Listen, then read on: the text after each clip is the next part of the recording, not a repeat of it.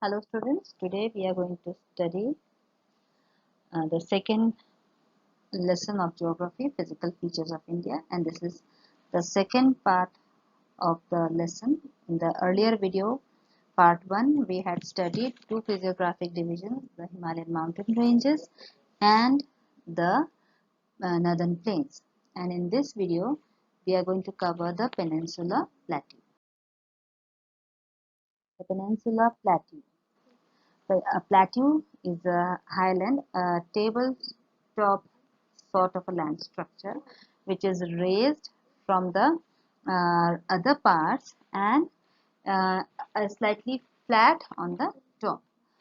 And peninsula is a landmass that is surrounded by water on three sides. तो peninsula उस भूभाग को कहते हैं जो कि तीन तरफ से पानी से घिरा हुआ होता है, और प्लेट्यू जो है जिसे हिंदी में पठार कहते हैं, जो उठा हुआ हिस्सा है या उठा हुआ जमीन का हिस्सा होता है जो कि ऊपर से फ्लैट होता है। और पेनिनसुलर प्लेट्यू हम जिसको कह रहे हैं, तो जो हमारे इंडिया का जो ट्रायंगुलर पार्ट है that is surrounded by three seas, the Indian Ocean, the Bay of Bengal and the Arabian Sea. That part is known as the Peninsula Plateau. It is made up of the old crystalline igneous and metamorphic rocks, and it was formed due to breaking and drifting of the Gondwana land, and therefore it is part of the oldest land. तो Gondwana land के बारे में हम part 1 में भी जो part 1 था हमारे वीडियो का, उसमें हम पढ़ चुके हैं कि वो एक सुपर कॉन्टिनेंट था जो टूटा, और टूट के जब उसके हिस्से अलग अलग दूर होते गए एक दूसरे से, तो इसी तरह से बहुत से अलग अलग कॉन्टिनेंट्स बन गए। तो पेनिनसुलर प्लेट्यू जो है वो हमारे इस देश का जो हिस्सा है वो गोंडवाना लैंड का ही हिस्सा था। Now this peninsular plateau is divided into two divisions. Okay, उसके दो भागों में से बांटा गया है, the Central Highlands and the Deccan Plateau. Now first we'll discuss the Central Highlands. So Central Highlands are that part of the peninsular plateau that lie north to the river Narmada, and they cover the major area of the Malwa Plateau. तो हम जहाँ रहते हैं मालवा के क्षेत्र में ही हम रहते हैं एमपी, और नर्मदा रिवर जो है उसके नॉर्थ की तरफ जो हिस्सा आता है, you can say that Narmada river is the river that divides the plateau into two parts. Okay, so जो नॉर्थ में जो आता है नर्मदा के रिवर के हिस्सा, वो हिस्सा जो है वो सेंट्रल हाईलैंड्स कहलाता है, और अधिकांश मालवा प्लेट्यू जो है वो सेंट्रल हाईलैंड्स का हिस्सा है। The Vindhya ranges, the Satpura ranges and the Aravallis. These are the major mountain ranges that are here in the Central Highlands. Central Highlands में ये तीन माउंटेन रेंजेस जो हैं पाई जाती हैं, पर्वत श्रृंखलाएं जो हैं पाई जाती है, विंध्याचल रेंजेस, सतपुड़ा रेंजेस और Aravalli. And the major rivers that flow in this region are the Chambal, the Sindh, the Betwa and the Ken. Chambal, Sindh, बेटवा और कैन ये मुख्य नदियां हैं जो इस सेंट्रल हाईलैंड्स में बहती हैं. When we go towards the east, this plateau in the east it is known as Bundelkhand और बघेलखंड. ठीक है, लोकल भाषा में इसे बुंदेलखंड या बघेलखंड के नाम से जाना जाता है पूर्वी क्षेत्र में. And when we go more towards the east, further towards the east, there is the छोटा नागपुर प्लेट्यू. वहां पर जो है ये छोटा नागपुर प्लेट्यू आ जाता है, जहां पर जो है कौन सी नदी है, दामोदर रिवर है. Okay, now the Deccan plateau. Deccan plateau is a triangular landmass that lies to the south of river Narmada.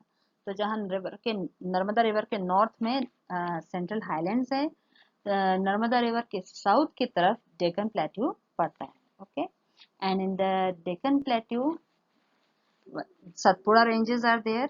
Okay, then in north the Satpura ranges are there, and then there are the Mahadev, the Kaimur Hills, the Maikal range in the east. This plateau is or extended till the northeast, and there it is locally known as the Meghalaya, the Karbi Anglong Plateau, and the North Chachar Hills. The three prominent hill ranges from the west to the east are the Garo, the Khasi and the Jaintia Hills. यहाँ की जो तीन प्रमुख पर्वत श्रृंखलाएं हैं वो हैं गारो हिल्स, कासी हिल्स और जैंतिया हिल्स। और इस प्लेट्यू को जो है ये नॉर्थ ईस्ट में भी विजिबल है, और वहाँ इसे मेघालय या करबी एंगलोंग प्लेट्यू या नॉर्थ चाचर हिल्स कहते हैं। ओके, और जो मेन हिल्स हैं इस ईस्ट की में तो हमने अभी देख ली, गारो, कासी और जैंतिया हिल्स है, पर नॉर्थ में जो है सतपुड़ा हिल्स हैं, और ईस्ट की तरफ जो है महादेव, कैमूर और माइकल रेंजेस यहाँ पर पाई जाती है। और जो डेक्कन प्लेट्यू है इसका एक बहुत इम्पोर्टेंट या डिस्टिंक्ट फीचर है जो इसको सबसे अलग करता है, that is the black soil that is found. जो यहाँ पर काली मिट्टी पाई जाती है वो यहाँ का एक सबसे डिस्टिंक्ट फीचर है, और उसे क्या कहा जाता है, उसे डेक्कन ट्रैप कहा जाता है। The Western Ghats and the Eastern Ghats mark the western and the eastern edge of the Deccan Plateau. जो डेक्कन प्लेट्यू है उसका जो ईस्टर्न और वेस्टर्न एजेस हैं, किनारे हैं, उनको ईस्टर्न घाट्स और वेस्टर्न घाट्स मार्क करते हैं। Okay, so Eastern Ghats and Western Ghats are the mountain ranges that run parallelly through the western coast and through the eastern coast. जो हमारा तटीय इलाका है वेस्ट की तरफ और ईस्ट की तरफ, वहां पर पैरेलली जो पर्वत श्रृंखलाएं चलती हैं वो वेस्टर्न घाट्स और ईस्टर्न घाट्स कहलाती हैं। The western ghats they are higher than the eastern ghats. जो वेस्टर्न घाट्स हैं वहाँ की जो पहाड़ियां हैं वो ईस्टर्न घाट्स के पहाड़ियों के कंपैरिजन में ज्यादा ऊंची हैं। ओके, वेस्टर्न घाट्स साथ ही साथ they are continuous, they can be crossed only through passes. जो ईस्टर्न वेस्टर्न घाट्स हैं वो लगातार चलने वाली पहाड़ियां हैं, और उनको केवल जो नेचुरल पासेस वहां पर बने हुए हैं उनके द्वारा ही क्रॉस किया जा सकता है। ओके, पासेस यानी कि जो पहाड़ हैं, पहाड़ों के बीच में जो प्राकृतिक रूप से कटाव बन जाते हैं जिनके थ्रू आप आ जा सकते हैं, उन्हें पासेस कहते हैं। ओके, नाउ वेस्टर्न घाट्स की जो हाइट है वो है 900 से 1600 मीटर्स, और ईस्टर्न घाट्स के जो पहाड़ हैं उनकी एवरेज हाइट जो है वो 600 मीटर्स है। The highest peak of Western Ghats is अनईबुली, that is 2695 meters, and on the second highest peak is Doda Beta, that is 2637 meters. Now the eastern ghats, they stretch from the Mahanadi valley to the Nilgiris in the south. जो eastern Ghats है वो Mahanadi river की जो घाटी है वहां से लेके नीलगिरीज तक फैले हुए हैं।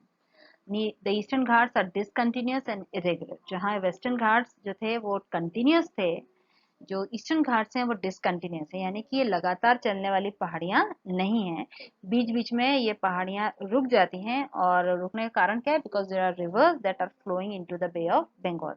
जो बंगाल की खाड़ी में गिरने वाली जो नदियां हैं जो इन पहाड़ों के बीच में से बहती हैं, वो इनको इन पहाड़ियों को बीच बीच में रोक देती हैं। And also the eastern ghats, they are irregular. Irregular means the height of the mountains is, if somewhere the height of mountains is too much, and somewhere the mountains are not that high ना, कुछ पहाड़ियां जो बहुत ऊंची हैं और कुछ जो है वो इतनी ऊंची नहीं है। Mahendragiri is the highest peak of the eastern Ghats. Eastern Ghats की सबसे ऊंची जो पहाड़ी है वो महेंद्रगिरी है, और उसकी हाइट है 1501 metre. The famous hill stations of Udgamandalam that are popularly known as Ooty and Kodaikanal, they lie at the juncture of western and the eastern ghats. तो जहाँ पर वेस्टर्न घाट्स खत्म होते हैं और ईस्टर्न घाट्स शुरू होते हैं, वहां पर कोडाईकनाल और ऊटी, ये दोनों जो फेमस हिल स्टेशंस हैं वहां पर पाए जाते हैं या वहां पर स्थित हैं। Okay, so this is all about the Peninsular Plateau. I hope you have understood everything, and it is going to help you not only to remember but also to write the answers properly. Thank you.